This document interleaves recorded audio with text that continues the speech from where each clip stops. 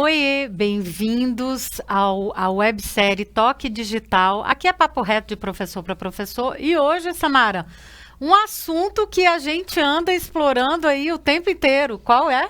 Design instrucional. Eu acho que eu nunca falei tanto essa palavra na minha vida. Design instrucional, desenho instrucional e cursos, aulas online, né? Vamos lá? Exatamente, Carla. Vamos lá. Primeiro, como é que você define design instrucional? Assim? Eu acho que...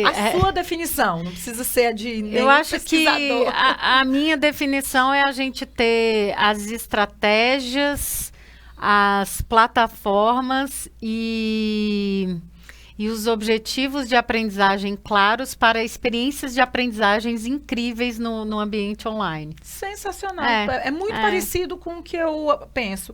Eu acredito que o desenho instrucional, ele é a arquitetura pedagógica que eu tenho que criar, então eu considero plataformas e estratégias para criar um ambiente educacional agradável para o estudante.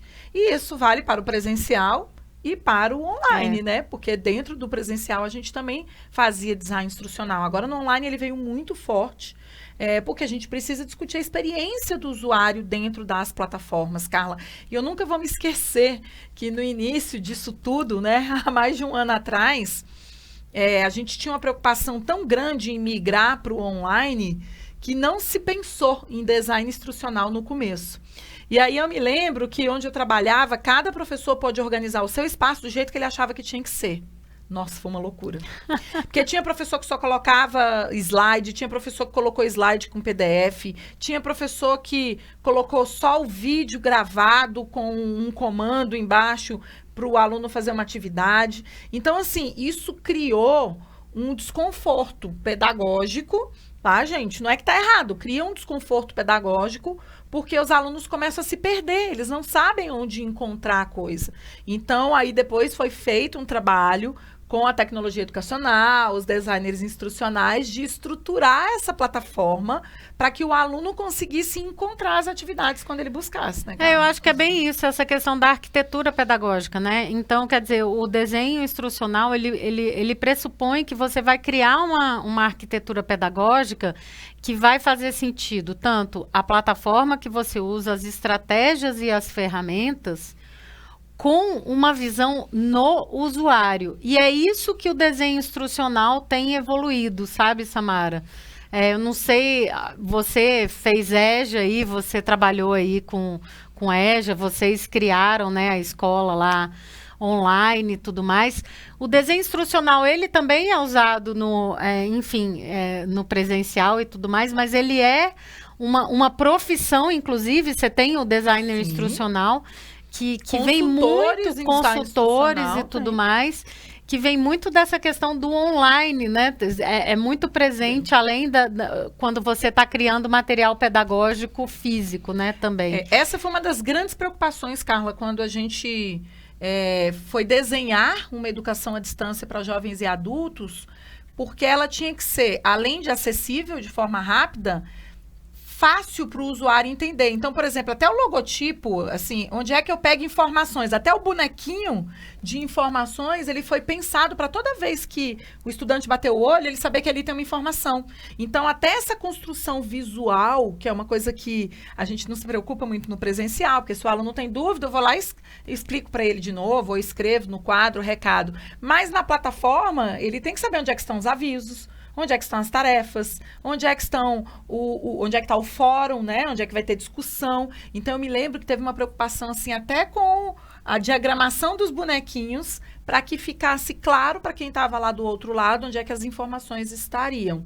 E aí, depois, você também não pode ficar mudando muito, porque você cria um hábito até no olhar de onde é que o estudante vai se localizar. Então, para mudar, quando a gente precisava mudar design, estrutura e o nome, porque às vezes a plataforma ela muda o nome, onde é atividades, muda para tarefas, né? Na próxima atualização da plataforma. E aí a gente tinha que explicar, olha, agora onde está escrito atividades é o que era antes tarefas. Então, isso tem todo um processo mesmo, por isso que a gente fala arquitetura, porque tem muito a ver com o trabalho do arquiteto, de estruturar essas bases, e é uma coisa que é um trabalho que ninguém vê, ele é um trabalho invisível, ele é um trabalho que a gente faz antes de começar o ensino. Então, tem aí toda uma arte para isso. Hoje em dia eu conheço várias pessoas que trabalham com design instrucional e eu diria para você que é uma das maiores demandas do mercado, né? Corporativo e educacional. Carla, olha, no meu WhatsApp ontem, só para vocês terem uma ideia, em 3 grupos diferentes me pediram indicações de designers instrucionais. Isso é interessante, porque é um caminho, porque na verdade, mesmo a gente tendo aí o profissional que é o designer instrucional, está tendo uma demanda, os educadores, na verdade, são designers instrucionais naturalmente. Todos são. Né? Porque, na verdade, a gente está pensando nisso o tempo inteiro, nessa construção pedagógica, o que faz sentido para o nosso aluno e tudo mais. Mas, claro, tem até a discussão se é arte, se é ciência, eu acho que é um pouco dos dois ali, né? E também eu vejo que essa coisa do design instrucional tem evoluído muito, inclusive em termos de modelos, né? Então, a gente tinha vários modelos bem mais rígidos e tal. Tem o ED, que é lá do ADDIE, esse que é um bem tradicional, bem tradicional lá, de 4 etapas e tudo mais. Mas hoje, Samara, tá tão fluida a coisa que vai muito além, né? Então, essa área de design instrucional tem evoluído junto e tem incluído, inclusive nas nossas reuniões em projetos, tem incluído áreas que antes ficavam muito distantes. Então, por exemplo, quando a gente estava trabalhando em projetos de design instrucional aqui pelo Amplifica, a TI não entrava, porque, tipo assim, a TI é algo à parte. E hoje você não consegue fazer desenho instrucional, principalmente se você estiver fazendo aí grandes projetos de cursos online, de trilhas de aprendizagem digitais e tal. Se você não tiver junto uma equipe da TI, se puder, vai ter o design. Se puder, não, tem que ter o designer, né? Designer aí, tô pensando, gráfico. Tem que ter aí, por exemplo, se é possível no projeto, tem projetos que tem inclusive antropólogos e tal para avaliar essa questão toda do comportamento e tudo mais. E quando são projetos muito elaborados, você estava falando aí de como você não pode mudar as coisas na tela, tem estudos que você faz laboratório de usuários e tem heat map, que eles chamam, que são mapas de calor, para entender onde que o aluno olha, como é que é a leitura digital das pessoas. Então, tem estudos sobre isso, não é trivial. Se o menu vai ficar escondido ou visível, isso tudo é pesquisado antes. Pesquisado. Porque, às vezes, você deixa o menu escondido, tudo bem que fica tudo bonitinho lá, mas a pessoa não acha. Ela fala, onde é que eu clico? Entrei aqui na tela, não tem onde clicar. E, às vezes, a gente quer inovar em algumas coisas e, em vez de inovar, a gente está criando uma grande confusão. Então, tudo isso é muito sensível. Tem toda uma ciência por trás disso mesmo. O que eu acho mais legal é imaginar o seguinte, Samara, que o desenho instrucional, a forma como ele é feito e tudo isso que a gente, enfim, estuda, aplica e vai aprendendo, ele pode ser usado totalmente no nosso planejamento. Então, eu não preciso ser um designer instrucional formado, porque eu sou educadora, para entender a lógica, né? Então, isso ajuda muito no nosso planejamento. Isso ajuda a gente a entender por que às vezes parece tão claro para a gente as instruções e não é óbvia para o nosso aluno, né? Então, todo esse cuidado de pensar no básico do usuário. Eu acho que a grande mudança em termos de modelos de design instrucional hoje é esse olhar para o usuário e para as ferramentas. Antes tinha uma época que eu via muito que a galera tentava fazer essas historinhas, mas que era muito porque no design instrucional tem muitas coisas de você fazer o desenho no storyboard primeiro, para entender qual que vai ser a narrativa, né, da sua trilha de aprendizagem. O que é legal, tá? Então, você fazer um storyboard, quer dizer, você montar ali a historinha que você quer trabalhar com o seu aluno, no sentido de qual é essa narrativa, qual é esse fio condutor que você vai ter, isso é muito legal. Mas eu via antes uma coisa que era bem artificial, lá no começo, nos idos dos cursos online, que era aqueles bonequinhos e tal, que o povo achava engraçadinho, só que isso não é nada engajador, principalmente você pega aí aluno adulto e tudo mais, Mas que fazia né? gracinha os bonequinhos? Que fazia, tipo, que a historinha eram os bonequinhos e tal, e isso era o suprassumo da tecnologia. não sabia, né? Não peguei essa fase.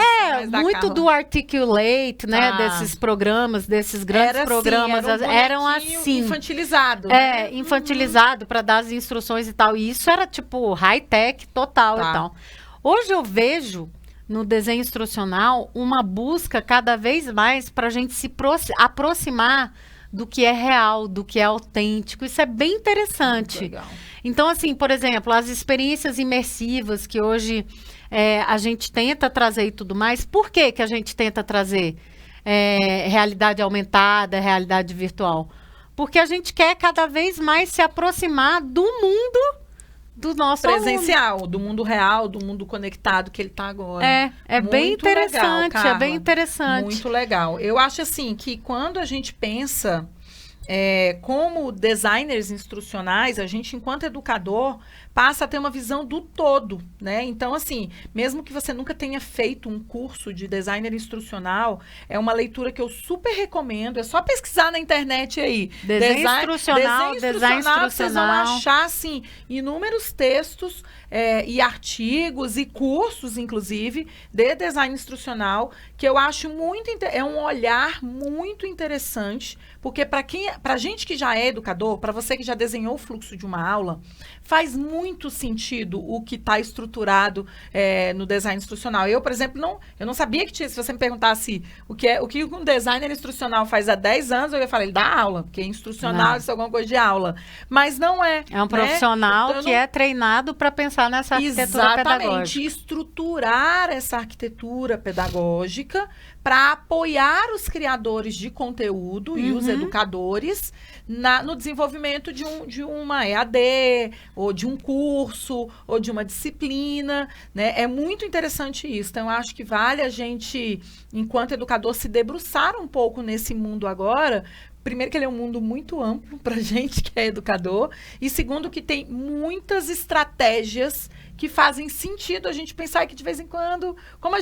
não é que a gente não fazia, né, Carla? Porque no presencial a gente faz, mas ela está aqui na nossa cabeça. E a gente tem que entender que no digital eu tenho que dizer para a pessoa, eu não estou lá para dar o comando, então ele tem que estar escrito em algum lugar, tem que estar direcionado. Isso é muito interessante, Carla. Eu acho que a gente poderia até chamar uns designers instrucionais, além da gente, para bater papo aqui no Toque Digital, porque eu tenho aprendido muito nos últimos anos com os profissionais da área. Né? Com certeza. Eu, por exemplo, fiz alguns cursos, acabei me entrando muito nessa área, porque eu fazia...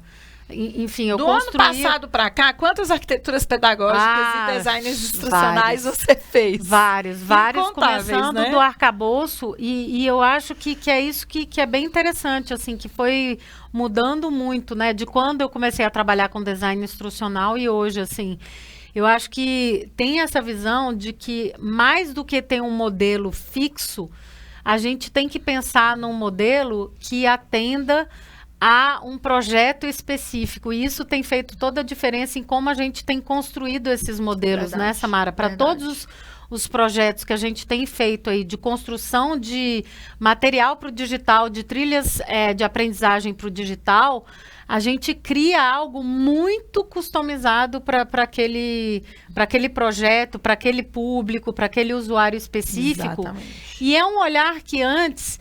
Eu acho que quando eu penso no design instrucional mais lá para trás, ele era mais hermético, assim, sabe? Ele tinha Mas você tinha a limitação da plataforma, cara. Não, você tinha limitações tecnológicas, né? Hoje em dia você não tem. Então, exatamente. Não é abandonar. Gente, é igual a teoria de aprendizagem. Não é que as teorias anteriores não nos atendem. Elas nos atendem. Só que agora eu tenho as outras camadas de evolução, porque a tecnologia tem isso, ela evolui muito mais rápido do que a gente é capaz de acompanhar. Então, eu acho que as primeiras estruturas de design instrucionais, elas eram voltadas para o que tinha disponível de ferramenta na época. E até o nosso pensamento, que era muito mais linear na forma de construção. E é importante conhecer, gente, porque às vezes, olha, eu sempre falo assim, que menos é mais.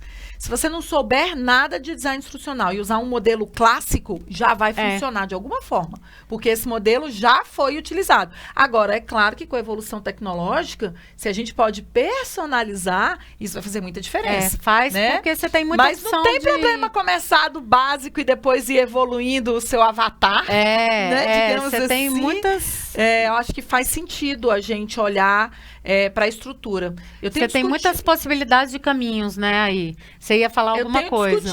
Eu tenho discutido muito isso, Carla, com a educação online, digital, que sem o streaming, a gente não teria. Há 10 anos atrás, antes, quando eu fazia curso online, olha, Samara, para colocar um vídeo no ar, olha aí. Você não tem noção do que era colocar um vídeo no ar. Gravar o que hoje a gente chama de podcast, gravar um áudio, eu tinha que saber usar aquele programinha, o Audacity, que é um open source. Eu tinha que saber editar o meu áudio. Você tinha que ter um gravador que conectava no computador para transferir esse áudio. E eu tinha que ter uma plataforma para colocar, que hoje é super fácil de você disponibilizar. Pô, você coloca no Drive, tá valendo. Você coloca no YouTube, tá valendo. Não era nada assim. O que eu vejo hoje que o design instrucional, além de ter evoluído muito, né, por causa desses caminhos, eu acho que uma coisa interessante também para o professor. E por que a gente está falando de design instrucional?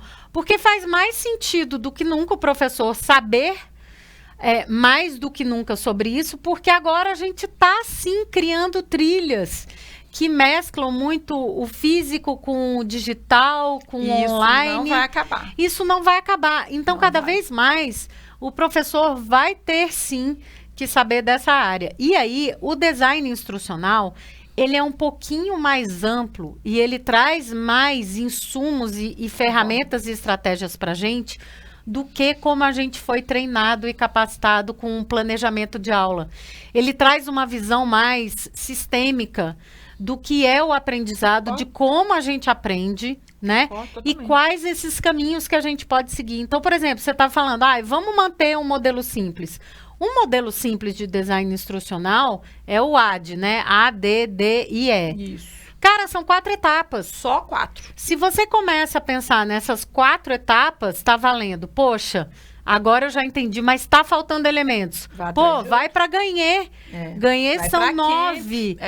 São 9 etapas e o Ganhê tem uma preocupação com os estímulos internos e externos. Verdade. Então, se você começa a olhar o design instrucional como curioso e educador, cara, eu tenho certeza que você vai achar novas possibilidades e novos caminhos para o tipo de aula que você está dando, Samara. Exatamente, Carla. E como isso não vai mudar, porque de acordo com Luciano Meira, nós seremos agora digitais. Silvio Meira que fala.